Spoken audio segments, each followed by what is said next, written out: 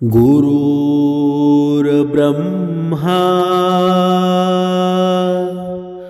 गुरुर्विष्णू गुरुर्देव महेश्वरा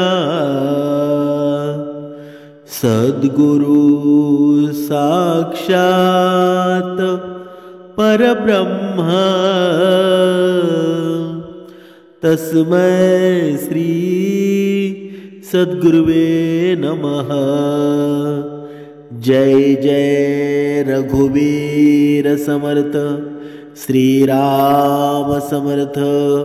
ओम श्री गुरु दत्तात्रेय श्रीपाद श्री वल्लभाय नमः। सद्गुरु चरणांना नतमस्तक होऊन आपण या निरूपणास सुरुवात करूया। समर्थ सांगत आहे की या विश्वामध्ये बघा, या मृत्यू लोकामध्ये जर सर्वात मूर्ख माणूस कोण असेल बरं? बघा, तसं पाहायला गेलं तर मूर्ख माणूस या जगामध्ये कोणीच नाही, पण त्याचे कर्म त्याला मूर्ख करत असतात। म्हणजेच काय? म्हणजे समर्थ सांगत आहेत की या मृत्यू लोकामध्ये, या जगामध्ये बघा, या संसारामध्ये माणूस तर शहाणाच आहे, पण त्याचे कर्म असतात ना, त्याला मूर्ख बनवत असतात। त्यापैकी बघा, एक जीव असा आहे तो मूर्ख स्वतःहून त्याचे कर्मच त्याला मूर्ख बनवत असतात। बघा, जो माणूस, जो जीव बघा दुसऱ्याच्या सांगण्यावरून आपल्या कुटुंबामध्ये क्लेश निर्माण करतो, आपल्या कुटुंबामध्ये दुःख निर्माण करतो, आपल्या कुटुंबामध्ये बघा संघर्ष निर्माण करतो, आपल्या पत्नीला, आपल्या मुलाबाळांना त्रास देतो, दुःख देतो, व्यसनाधीन होतो, हाच खरा सर्वात मूर्ख माणूस असतो।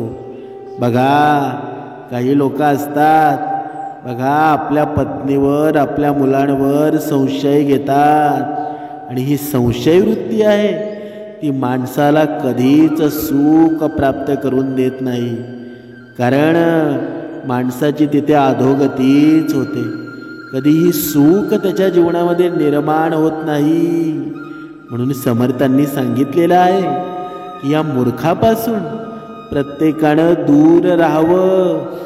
समर्थ पुढे सांगत आहे की बघा, पती पत्नीचं नातं एवढं दृढ असावं, एवढं श्रेष्ठ असावं की कधीच संशय निर्माण नाही झाला पाहिजे। पण ते कधी होईल? की जेव्हा एका भक्तीमध्ये पती पत्नी असेल, जेव्हा एका श्रवणामध्ये दोघेही एकत्र बसतील, बघा उपासना तुमच्याकडून रोज घडेल, तेव्हा मात्र पती पत्नीची भांडणं होतील का? संशय निर्माण होईल का आपल्या घरामध्ये? बघा, असे बघा क्रूर विचार निर्माण होतील का? कधीच होणार नाही, कारण कृपा त्या भगवंताची आपल्यावर असेल। म्हणून समर्थांनी सांगितलं आहे की बघा, सर्वात माणसाच्या जवळ असलेली शक्ती कोणती आहे बरं? ती आहे मौन। बघा, ज्याच्या जीवनामध्ये मौन आहे ना, बघा गप्प राहण्याची शक्ती आहे, ती माणसाला अधोगतीपासून वाचवता येते। म्हणजेच काय? म्हणजेच माणसाच्या जीवनामध्ये बघा जर जास्त भांडणं होत असतील, घरामध्ये जास्त कलह होत असेल, तर सर्वात चांगला उपाय म्हणजे गप्प राहणं, मौन धारण करणं, कारण मौन असतो ना, तो सुखाचा मार्ग असतो। पण मूर्ख माणूस असतो ना, तो कधीच मौन धारण करत नाही, कारण भांडणं करणं, कलह निर्माण करणं, घरामध्ये दुःख निर्माण करणं हाच त्याचा हेतू असतो. पण जर ह्या गोष्टी तुमच्या जीवनामधून तुम्हाला नाहीशा करायच्या असतील, संशय नाहीसा करायचा असेल, तर त्याला उपाय आहे का? बघा, नक्कीच त्याला उपाय आहे. त्याला उपाय काय आहे? बघा, त्याला उपाय आहे भक्तिमार्ग. श्रीराम समर्थ. जिथे समर्थांचे विचारांची बघा लागवड होते, समर्थांच्या विचारांची पेरणी होते, तिथे फळ रसाळ गोमटीच येतात. बघा, तिथे झाडाला एवढी पालवी फुटते ना की बघा, कितीही ऊन असो वारा असो, झाड हिरवीगारच दिसू लागतात. म्हणजेच काय? म्हणजेच या माणसाला बघा, आजचा या कलियुगातला मानव आहे, कुणी चांगलं जरी सांगितलं ना तरी तो ऐकत नाही, कारण त्याला स्वतःच्या मनाचंच करायचं असतं. पण इथे सद्गुरू माऊली आहेत, समर्थ आहेत.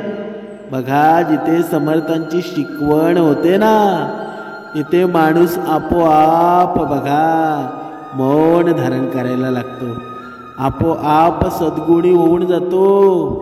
तो विचार करतो की बघा, मी अगोदर असा नव्हतो, मी असा कसा होऊन गेलो ना, माझं मलाच समजलं नाही. म्हणून समर्थांच्या विचारांमध्ये कितीही तुमच्या जीवनामध्ये दुःख येऊ द्या, कितीही संकट येऊ द्या, पण समर्थांच्या विचारांमध्ये जर तुम्ही राहिले ना तर तुमचा शेवट आहे ना तो सुखाचाच होईल.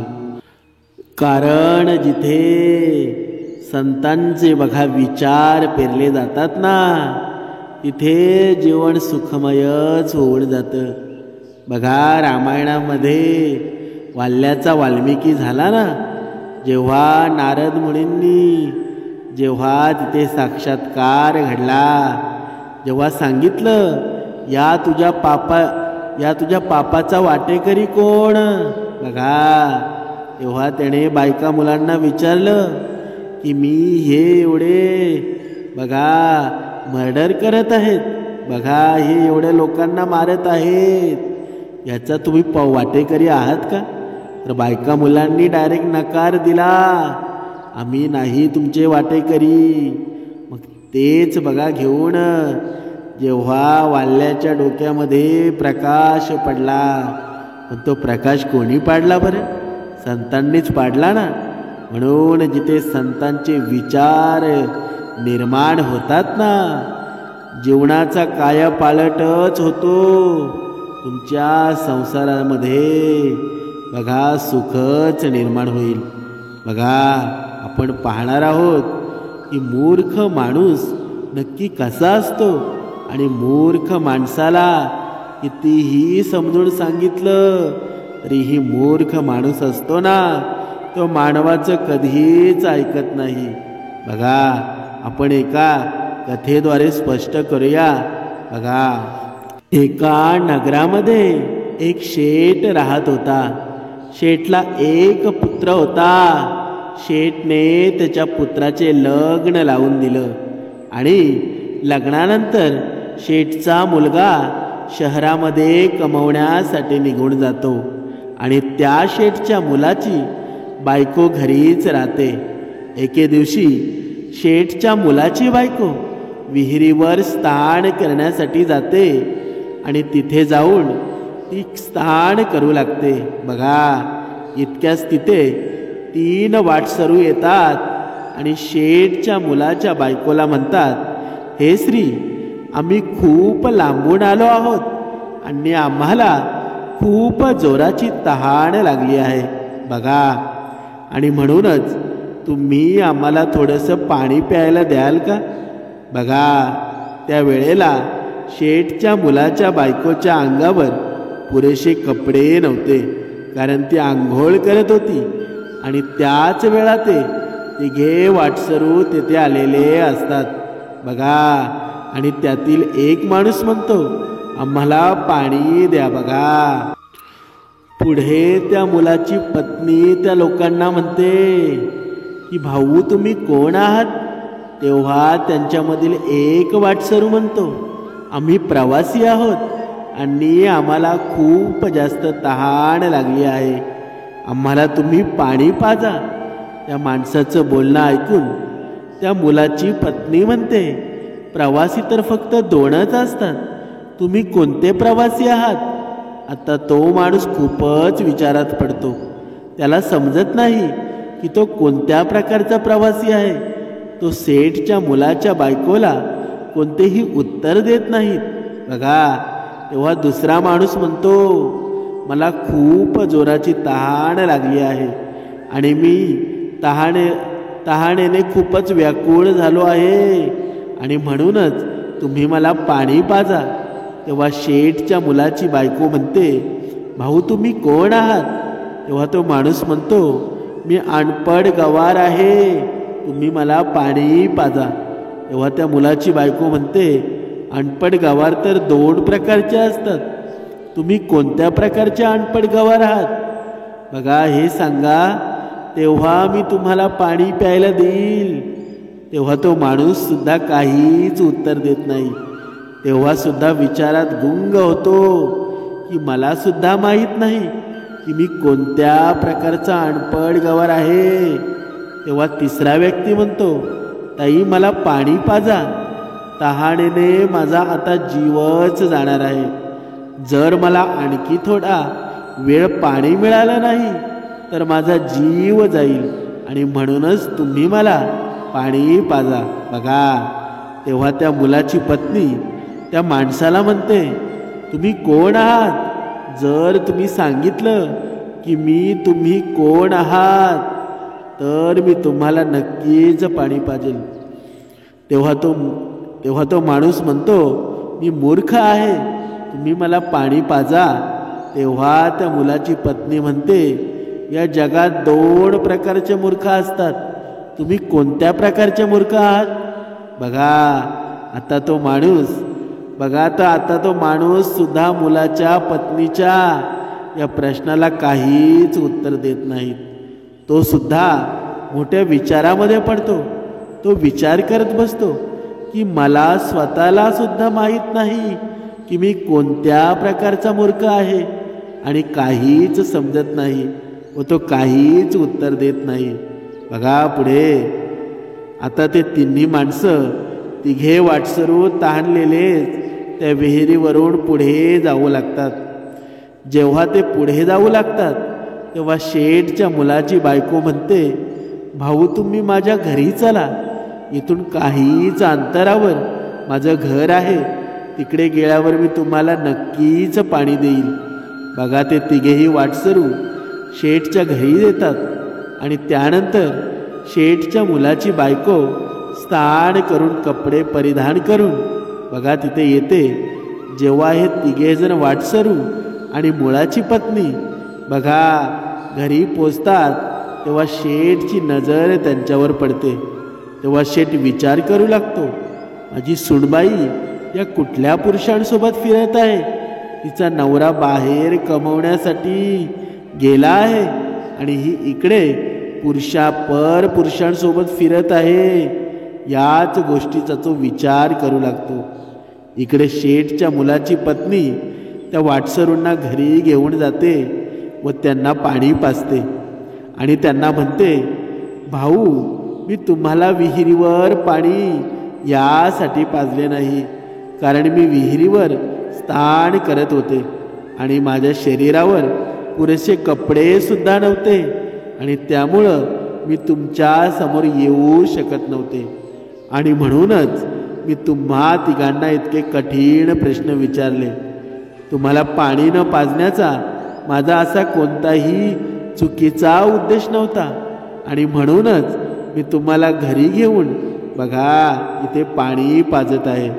आता तुम्ही हे पाणी प्या आणि तुमच्या मार्गाला लागा. बघा तिघेही वाटसरू पाणी पिऊन तिथून निघून जातात. इकडे शेठ विचार करू लागतो की माझी सुनबाई ही चरित्रहीन आहे. माझा मुलगा बाहेरच्या शहरामध्ये काम करतो आणि ही इकडे पर पुरुषांसोबत फिरत आहे. बघा, पर पुरुषांना घरी घेऊन येते आणि हाच विचार करून तो खूपच दुःखी होतो. शेठ विचार करू लागतो, जर एखादा मनुष्य आजारी पडला असेल तर त्याच्या वेळीच उपचार करायला हवा. बघा, जर त्याचा वेळीच उपचार केला नाही तर तो आजार वाढू शकतो आणि त्यानंतर त्या आजारापासून सुटका मिळवणं खूपच कठीण होऊन बसतं. याच गोष्टीचा विचार करून शेठ विचार करून बघा लागतो की मी आता माझ्या सुनबाईचा कशा प्रकारे उपचार करू शकतो. बघा, ही सुद्धा चरित्रहीन झाली आहे. पर पुरुषांसोबत आता ही फिरू लागली आहे. हिचा नवरा बाहेर राहत असल्यामुळं ही पूर्णपणे बिघडली आहे. आता हिला मी कशा प्रकारे सुधारू शकतो तो विचार करतो की मी जर ही गोष्ट राजाला सांगितली तर राजा नक्कीच याच्यावर काहीतरी चांगला मार्ग काढेल. बघा, याच गोष्टींचा विचार करून तो शेठ राजाच्या दरबारात पोचतो आणि राजाला घडलेली सर्व घटना सांगतो. तेव्हा राजा त्याच्या सैनिकांना आदेश देतो की शेठच्या सुनबाईला त्वरितच दरबारामध्ये हजर करा. बघा, राजाचे सैनिक शेठच्या घरी पोचतात आणि शेठच्या सुनबाईला सांगतात की राजाने तुम्हाला दरबारामध्ये हजर होण्याचा हुकूम दिला आहे. तुम्ही आमच्या सोबत दरबारात चला. तेव्हा त्या मुलाची बघा पत्नी म्हणते, भाऊ, तुम्ही तुमच्या राजाला विचारून या की तुमच्या राजाने मला कोणत्या रूपामध्ये बोलावलं आहे. मुलीच्या रूपामध्ये बोलावलं आहे की सुनबाईच्या रूपामध्ये बोलावलं आहे की आईच्या रूपामध्ये बोलावलं आहे. बघा, कोणत्या रूपामध्ये मला राजांनी दरबारामध्ये बोलावलं आहे हे तुम्ही राजाला अगोदर विचारून या. बघा, तेव्हा ते सर्व सैनिक परत राजाजवळ पोचतात आणि राजाला म्हणतात, महाराज, शेठच्या मुलाच्या पत्नीने आम्हाला हे सांगून परत पाठवलं आहे की तुम्ही तिला कोणत्या रूपामध्ये बोलावलं आहे. मुलीच्या सुनबाईच्या किंवा आईच्या रूपात तुम्ही तिला बोलावलं आहे हे तिने आम्हाला तुम्हाला विचारायला सांगितलं आहे. बघा, तेव्हा राजा खूपच विचारामध्ये पडतो. तो विचारू लागतो की मी शेठच्या सुनबाईला कोणत्या रूपात बोलावू. राजा त्याच्या मंत्र्यांना विचारतो. तेव्हा मंत्री राजाला सांगतात, महाराज, शेठ आपल्या नगरातील एक नावाजलेला शेठ आहे आणि शेठची सुनबाई म्हणजे आपली सुद्धा सुनबाईच असेल आणि म्हणूनच तुम्ही दरबारामध्ये तिला सूनबाईच्या रूपामध्ये बोलवा. तेव्हा राजा सैनिकांना सांगतो, तुम्ही पालखी घेऊन जा आणि शेठच्या सुनबाईला बघा सुनबाईच्या रूपामध्ये घेऊन या.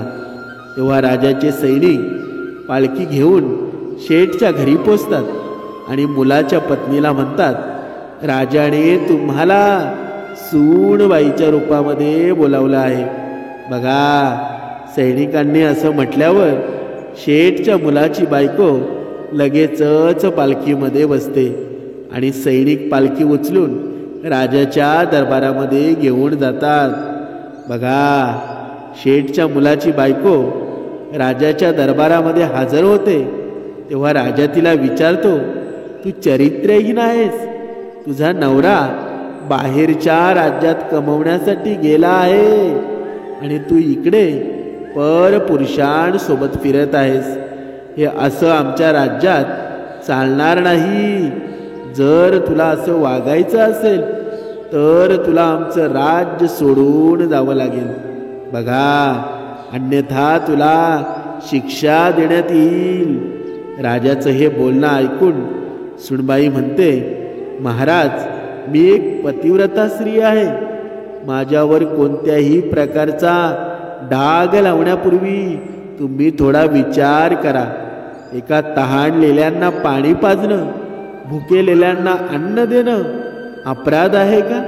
बघा, जर तुमच्या राज्यामध्ये असा कोणता नियम असेल की तहानलेल्याला पाणी पाजणं आणि भुकेलेल्याला अन्न देणं अपराध असेल, तर मग मी अपराध केला आहे आणि हा अपराध मी सारखं करत राहील.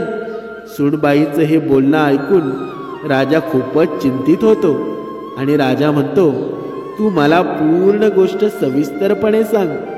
तेव्हा शेठची बघा सूनबाई राजाला सर्व घटना सांगते.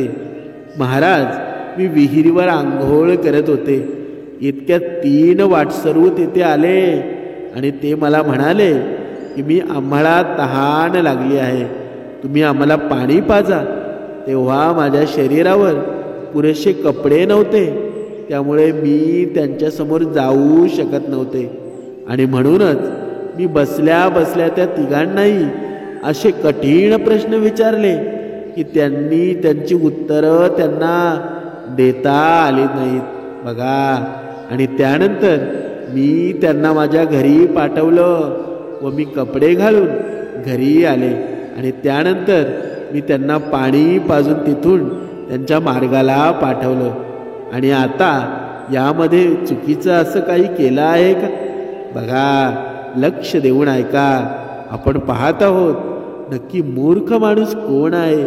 बघा, त्या महिलेचं हे म्हणणं ऐकून राजा म्हणतो, तू त्या तिघांना असं कोणतं कठीण प्रश्न विचारला आहेस? बघा, ते प्रश्न मला सांग. जेव्हा शेठच्या मुलाची बायको हे 3 प्रश्न राजाला सांगते तेव्हा राजा सुद्धा खूपच विचारात पडतो. राजाचे सर्व मंत्री सुद्धा विचारात पडतात. त्यांना सुद्धा या 3 प्रश्नांची काही उत्तरं सापडत नाहीत. शेवटी राजा खूपच अस्वस्थ होतो आणि त्या 3 प्रश्नांची उत्तरं जाणून घेण्यासाठी तो व्याकुळ होतो. बघा, राजा शेठच्या सुनबाईला म्हणतो, हे सुनबाई, आम्हाला या 3 प्रश्नांची उत्तरं माहीत नाहीत. त्याचबरोबर आमच्या कोणत्याही विद्वान पंडिताकडे या प्रश्नांची उत्तरं नाहीत. आमच्या कुठल्याही मंत्र्याकडं बघा या प्रश्नांची उत्तरं नाहीत आणि म्हणूनच तुम्हीच मला या प्रश्नांची उत्तरं सांगा. बघा, तेव्हा शेठच्या मुलाची बायको हात जोडून म्हणते, महाराज, हे 3 प्रश्न खूपच अनमोल आहेत आणि या 3 प्रश्नांची उत्तरं सुद्धा त्यापेक्षा जास्त अनमोल आहेत आणि म्हणूनच माझी तुम्हाला एक विनंती आहे की मी या 3 प्रश्नांची उत्तर तुम्हाला सांगेल, परंतु त्या बदल्यात मला काय मिळेल? बघा, सुनबाईचं बोलणं ऐकून राजा मोठ्या प्रश्नामध्ये पडतो. तो विचार करू लागतो की खरंच हे 3 प्रश्न खूपच अनमोल आहेत आणि त्यांची उत्तरं सुद्धा खूपच जास्त अनमोल असतील. त्यामुळे यांची उत्तर जाणून घेणं खूप जास्त महत्त्वाचं आहे. बघा, असं म्हणतात की जो राजा मूर्ख असतो त्याला कोणीही लुटू शकतो. तेव्हा राजा सुनबाईला म्हणतो, तू जर उत्तरं सांगितलीस तर त्या बदल्यात मी तुला अर्धे राज्य देईल. आता तू तुझ्या 3 अनमोल प्रश्नांची मला उत्तरं सांग. बघा, शेठच्या मुलाची बायको राजाकडून सर्व लिहून घेते आणि बघा अर्धे राज्य तिच्या नावावर करून घेते आणि त्यानंतर त्या 3 प्रश्नांची उत्तरं सांगते. महाराज, आता तुम्ही लक्ष देऊन त्या 3 प्रश्नांची उत्तरं ऐका. पहिला प्रश्न, या जगामध्ये 2 प्रकारचे प्रवासी आहेत. आता ते 2 प्रकारचे प्रवासी कोण आहेत? तर पहिला सूर्य आणि दुसरा चंद्र. ते रात्रंदिवस चालत राहतात आणि या जगामध्ये ते भ्रमण करत राहतात आणि या जगाला ते सतत प्रकाश देत राहतात आणि हेच हे 2 प्रवासी. बघा, सूर्य आणि चंद्र. दुसरा प्रश्न, अनपढ आणि गवार 2 आहेत आणि ते आहेत अन्न आणि पाणी बघा, ते प्रत्येकासोबत राहतात. विद्वान लोकांसोबत सुद्धा राहतात आणि मूर्ख लोकांसोबत सुद्धा. त्यांचं ते पालन पोषण करत असतात. जे एखाद्या मूर्खाला सुद्धा तोच स्वाद देतात आणि विद्वानाला सुद्धा तोच स्वाद देतात. बघा पुढचा तिसरा प्रश्न. मूर्ख सुद्धा दोन प्रकारचे असतात. पहिला मूर्ख जो माझा सासरा आहे, जो त्याच्या घरातील गोष्ट एका दुसऱ्या व्यक्तीला येऊन सांगतो, जो स्वतःच्या घरातील गोष्ट दुसऱ्याला सांगतो, तो सर्वात मोठा मूर्ख असतो. जर माझ्या सासऱ्याने मलाच येऊन सर्व गोष्ट विचारली असती तर तिथेच मी त्यांना सर्व काही सांगितलं असतं, पण माझ्या घराची इज्जत अशी चव्हाट्यावर आणली नसती. बघा माझ्या घराची बदनामी झाली नसती आणि म्हणूनच सर्वात मोठा मूर्ख माझा सासरा आहे. तेव्हा राजा म्हणतो, दुसरा मूर्ख कोण आहे? तेव्हा ती म्हणते, महाराज दुसरा सर्वात मोठा मूर्ख तुम्ही आहात. जो राजा कोणताही विचार न करता मोठमोठे निर्णय घेतो तो सर्वात मोठा मूर्ख असतो. आणि म्हणूनच दुसरे सर्वात मोठे मूर्ख तुम्ही आहात. तुम्ही असे मूर्ख आहात ना, ज्यांनी माझ्या तिन्ही प्रश्नांच्या बदल्यात मला त्यांचं अर्ध राज्य दिलं आणि म्हणूनच तुम्ही बघा मोठे मूर्ख आहात. आता राजाला खूप जास्त राग येतो, परंतु तो काहीच करू शकत नाही, कारण ती महिला सुद्धा अर्ध्या राजाची राणी झालेली असते. अर्धे सैनिक आता त्या स्त्रीचे झालेले असतात. आता तो राजा काहीच करू शकत नव्हता. बघा अशा प्रकारे डोक्याचा चांगला वापर करा, तर शेठची सुनबाई अर्ध्या राजाची राणी बनते. समर्थ सांगत आहे, या कथेचं तात्पर्य काय बरं? बघा सर्वात मोठा मूर्ख तोच असतो जो त्याच्या घरातील गोष्टी चव्हाट्यावर आणतो, आणि दुसरा मूर्ख तो असतो जो कोणाच्याही बोलण्यावर बघा विश्वास ठेवून त्याचं सर्वस्व लुटवून टाकतो. हे दोन प्रकारचे असे मूर्ख असतात ना, ज्यांचा आयुष्यात काही होऊ शकत नाही. बघा या जगामध्ये मूर्ख कोण? आणि म्हणूनच म्हणतात की योग्य वेळ आल्यावर जो माणूस त्याच्या डोक्याचा योग्य वापर करतो ना, असा व्यक्ती त्याच्या आयुष्यात नेहमीच यश प्राप्त करतो. म्हणून समर्थ सांगत आहेत की आपल्या डोक्याचा वापर योग्य वेळेला योग्य त्या ठिकाणी योग्य दिशेने करावा. तुम्ही आयुष्यामध्ये कधीच कोणत्या संकटात सापडणार नाही. जे लोक त्यांच्या डोक्याचा योग्य वापर करत नाही ते आयुष्यात नेहमी मागे पडतात, आणि एके दिवशी अशी लोक भिकेला लागतात. आणि म्हणूनच आपल्या डोक्याचा आपल्या बुद्धीचा योग्य वापर करा. म्हणून समर्थ सांगत आहेत की बघा हा भक्ती मार्ग आहे ना, जर मन स्थिर असेल तर आपली बुद्धी व्यवस्थित चालते, कुठे भरकटत नाही, कुणाच्या सांगण्यामध्ये सुद्धा येत नाही. पण हे मन स्थिर कधी होईल?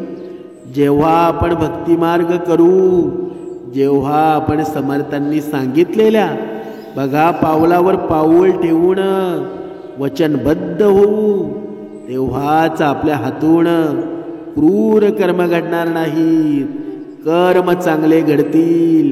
आणि जेव्हा कर्म चांगले घडतील ना, तेव्हा तुमच्या मनामध्ये फक्त परमेश्वर असेल. तुमच्या मन एक चित्त होऊन तुम्ही कोणतेही काम कराल अथवा तुम्ही कोणतेही निर्णय घ्याल, तो निर्णय तुमचा पूर्णत्वास जाईल. म्हणून समर्थांनी सांगितलेलं आहे की हे मनुष्या, तुझ्या जीवनामध्ये संशय वृत्ती काढून टाक. दुसऱ्याचं किती म्हणणं ऐकायचं हे तू स्वतः ठरव. पण हे कधी शक्य होईल? जेव्हा तुम्ही भक्ती मार्गामध्ये याल, जेव्हा तुमचं मन एक चित्त होईल, जेव्हा सद्गुण विचारांची देणगी तुमच्या मनामध्ये निर्माण होईल, तेव्हाच हे सर्व शक्य आहे. म्हणून आपण आपला विचार करा. कारण हे जग आहे ना, हे जग चालत्या बोलत्याची साक्ष देतं, मेलेल्याची देत नाही.